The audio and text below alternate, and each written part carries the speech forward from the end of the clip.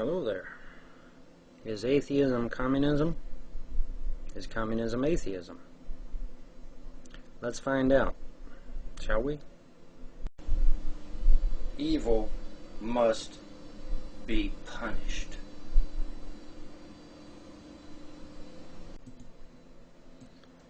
Alrighty, before I do anything else, I want to go to the Atheism, Agnosticism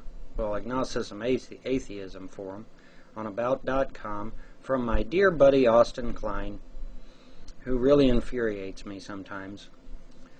How many atheists are in America? Atheists appear to be a growing segment of the population. Bullshit, but anyway. But how big of a segment?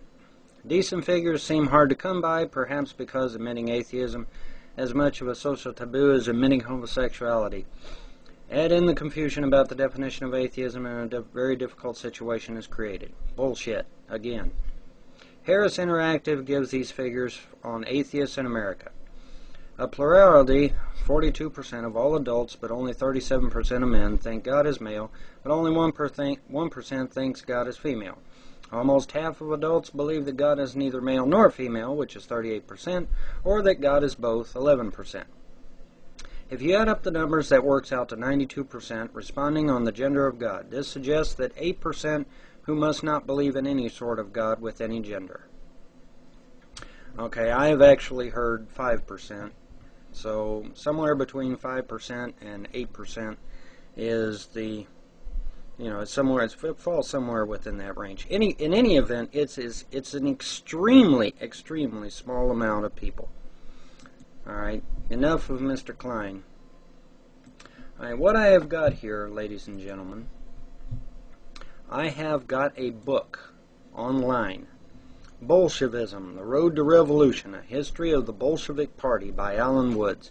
It is a 600-page book. And admittedly, I did not read all of the book because I would have been here all freaking day. But what I did do is I went through and I looked at some of the more interesting features of the book. Now, understand, this is a pro-communist book. So you can't say, oh, that's just bias. No, you can't say that this time. This is a pro-communist book. Alright? And I held my nose while I read the damn thing because I wanted to point out the interesting comparisons between atheism here in America and what was happening in Russia during the late 1800s, early 1900s. Alright, right out of the box, the very first thing you click on, Part 1, Birth of a Russian Marxism, The Death of an Autocrat. On 1st March 1881, the carriage of Tsar Alexander II was passing along the Catherine Canal in St. Petersburg when a young man suddenly threw what looked like a snowball. The explosion that followed missed its mark, and the Tsar dismounted unharmed to speak to some wounded Cossacks. At that moment, a second terrorist, Grinievsky, rushed forward and with the words, "It is too early to thank God," threw another bomb at his feet. An hour and a half later, the Emperor of all the Russias was dead. This act marked the culmination of one of the most remarkable periods in revolutionary history. A period in which a handful of dedicated and heroic young men and women took on the combined might of the Russian Tsar state. Yet the very success of the terrorists in eliminating the figure at the apex of the hated autocracy simultaneously dealt the death blow of the so-called Party of the People's Will, which had organized it. So, out of desperation, and considering their low numbers, these atheists, and yes, that's exactly what they were, decided to resort to terrorism when working within the government failed to offer any useful results. This is where atheism here in America and the atheism in Russia seems to divide somewhat, because atheism here in America has been extremely successful. They've got the ACLU running around prohibiting the free speech of every Christian they can find, tearing down crosses, tearing down pentagrams, tearing down Stars of David. There was even one threat from atheists of attacking Arlington National Cemetery, and oh please do that. because there'll be a bunch of armed men down there, and you'll end up dead if you try. And that's not a threat, that's a fucking promise. But in any event, we have the atheists here in this country who've been extremely successful working through government, so they haven't resorted to terrorism just yet. However, once their little cue card of ACLU gets destroyed, and it will be destroyed because eventually people are just going to get fed up with the ACLU, they're going to, en masse, countersue their ass, and they're going to go into oblivion the way of the dodo bird and the Etzel.